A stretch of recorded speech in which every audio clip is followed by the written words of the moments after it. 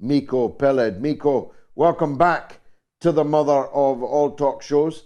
If you don't mind, we'll start with the most urgent of all the urgent questions now facing us. Netanyahu is besieging Rafah, and a scene of unimaginable carnage may be stretched out before us. What's going to happen there, in your view? Well, it's always good to be in a chat with you, George. So thank you for having me on the show again. Look, I think Netanyahu made it absolutely clear he rejected a very measured and reasonable offer by the Palestinians in Gaza for a ceasefire and the release of the hostages, making it clear once again that all he's interested in really is the genocide, the ongoing massacre. It's time for the international community to step in. It's time to demand an embargo on weapons to Israel. It's time to demand a blockade on Israel. It's time to demand the unconditional release of all Palestinian prisoners and a no-fly zone over Gaza. That has to be the bare minimum. Nothing less than that should be even accepted as an offer. And until the state of Israel is willing to stop the killing, release the prisoners, allocate the billions of dollars that are needed in order to rehabilitate and rebuild Gaza. Until such time, it should be treated as a pariah. There should be no diplomatic relations. There should be no trade relations. Israel should be kicked out of FIFA and the Olympic Committee and everywhere else. And that's it. They made it absolutely clear. They do not want a ceasefire. They want to keep killing at any cost. Well, it's time for the international community to say, well, here is the cost. If you will continue this genocide, there will be a cost. And the first measure must be an embargo on weapons. Not a single weapon, not a single piece of ammunition should be allowed to be sold to the state of Israel. And if anybody does sell them, they should be penalized. That's where this needs to go. Now, the Prime Minister, the President, the Secretary of State, the Secretary General of the United Nations have all said they're concerned about what's going to happen. That's a bit like saying you're concerned about what is about to happen in the death camps of the Holocaust. What do you mean you're concerned? What are you going to do about it? Are they going to do anything? Look, I think the comparison you made is right. I mean, once again, people are being rounded up and massacred, and the world is looking the other way. I mean, it happened to the Jews during the Holocaust. It's happening to Palestinians now, and the world is looking the other way. It will happen when the constituents demand it. People are protesting. There's no clear demand. People are talking about Palestine on the streets, but there are no clear demands. Ceasefire is not a clear demand. Ending genocide is not a clear demand. Embargo on weapons is a clear demand. A blockade of Israel, a naval blockade, is a clear demand. Stopping all flights, all commercial flights, is a clear demand. And of course, immediate lifting of the siege on Gaza and release of all Palestinian prisoners, these are clear demands. Allocating billions to rehabilitate and rebuild and provide humanitarian care for the people in Gaza, these are clear demands. We need to demand of our elected officials that that they enact these policies. We have to demand it. They're not going to do it on their own. Very few politicians will do the right thing unless they're forced to do it.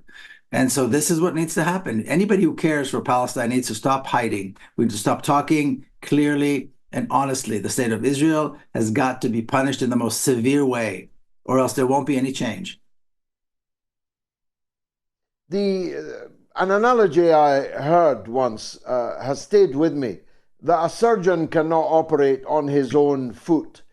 To imagine that this is going to be resolved by Israeli politicians, an internal political realignment, is fanciful.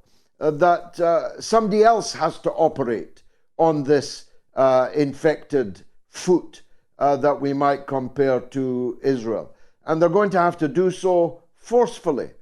Do you sense any sign yet that anybody anywhere in the world is ready to do that?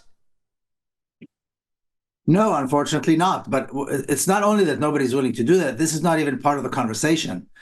Just like the safety and security, guaranteeing the safety, security, and the lives of Palestinians is not part of the conversation. What are we doing? What are we talking about? There is no guarantee. We see these stories, these children, these mothers, these people being massacred, being killed by snipers, being killed by one-ton bombs every single day, and nobody speaks up. There is no guarantee. There is no one providing safety, no one even talking about the need to provide safety and security for Palestinians, never mind life for the Palestinians. Enough is enough. So not only is it does not seem realistic that it will happen, no one is even talking about it. And that's not even being demanded. I don't know what the negotiations are like behind the scenes between the Palestinians and all these different groups negotiating, but it's time. Netanyahu made it clear. He said no. He said no to a ceasefire. He said no to releasing of the hostages. We know. I mean, you and I knew this before, but in case anybody had any doubts, we know now he wants to continue the killing as freely and as for as long as he desires, and he needs to be stopped. Israel needs to be stopped. And like you said, it makes no difference if he's prime minister or some other genocidal maniac is prime minister, because they all at the end of the day have the same policies, and we've seen this going back for decades. You probably more than anybody know this. So it's time to raise the level of demands. We need to stop treating Palestinians like their life is cheap, like they are meaningless. That's what the world is doing now. They're letting them die by the tens of thousands as though there's nothing. And they're still arguing whether Hamas is a terrorist organization, whether we should condemn the Palestinians. This is complete nonsense of a conversation. There needs to be severe action immediately against the state of Israel and immediate help for the Palestinians unconditionally. Unconditionally. The state of Israel, there have to be punitive measures put in place immediately right now, and Israel needs to start acting unconditionally. This has gone beyond too far, far, far beyond too far. There are negotiations. They are periodically restarted and broken off. But Netanyahu has a vested interest in their failure, doesn't he? Because almost certainly the first casualty of peace would be him. He'd fall from power right into the dock and probably behind bars. Well, I could live with that. I can certainly live with that. I don't think that's a bad thing. But you're right. He's bound because his right flank, these maniacal settlers that are, in his government, they're the ones who are keeping him in power. And he does not want to, he doesn't want to disrupt he doesn't want to disrupt anything because he doesn't want to lose their support, and they're demanding more killing and so on. But it shouldn't be up to him. It should be forced in a way that it doesn't. Like I said, it doesn't matter who the prime minister is. There needs to be a forced agreement, a forced ceasefire, but not just a ceasefire, an elimination of the danger for Palestinians forever, not a temporary stop of the killing of Palestinians, an elimination of the danger, an absolute guarantee for the safety and security of Palestinian lives, moving from now on forever. That needs to be the conversation. Yes, quite so. A ceasefire is necessary but not sufficient. You and I have lived through many ceasefires, only for the fire to resume again. You could set your alarm. You set your alarm clock by it. I've had to lead convoys into Gaza to break the siege. I mean, roughly every 2-3 years. So a ceasefire, whilst of course is a necessary precondition, but if it's only a ceasefire, it's meaningless. It's got to be an end to the occupation. It's got to be an end to the agony of the Palestinian people, a permanent end. I want to ask you about something. I don't know if you're placed to answer it. I said in my monologue that this little girl, Hind, who was murdered in her family's car, along with all of her family members and the ambulance drivers that tried to reach her and save her, a 6-year-old girl. She's become emblematic around the world. I'm just wondering if you know if she made any impact on Israeli public opinion, if anyone paused for a moment and thought that that little girl could be theirs. If that was a possibility, there would have been this would have happened many dead children ago. Was it a year or two ago? They shot little Muhammad Tamimi, a 2-year-old, in his car with his father in the village of Nabi Saleh. This beautiful young boy, 2-year-old boy. I mean, if there was a moment where Israelis could be moved, that moment would have been, like I said, many dead children ago. It's not working. It's not happening. It is not happening. And you can hear it, you can see it, in the Israeli press, you see it in all the other media outlets that support Israel in the way they justify this genocide and this brutality and cruelty, heartless, cold brutality. It's not showing anywhere. I'm not seeing any such demand to stop the killing, any such heartfelt empathy with the Palestinians. I don't hear it or see it anywhere.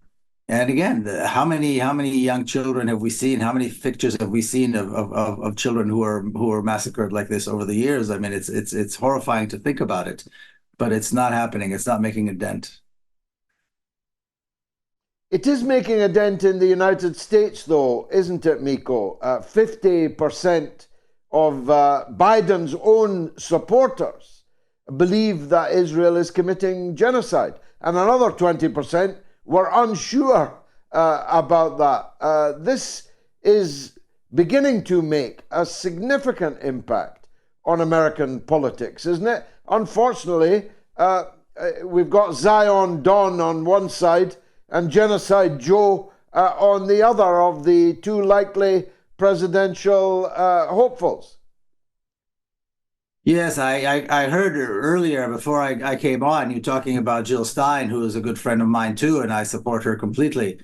And I think she's the only candidate that has a message that would resonate with what is happening right now. She's the only one that, number one, has some sense of empathy for what is happening, and provides a real option to the policies of the United States. And so I would really hope that people who are disenfranchised and, like you and I, do not believe in the lesser of two evils because they're both evil, would opt to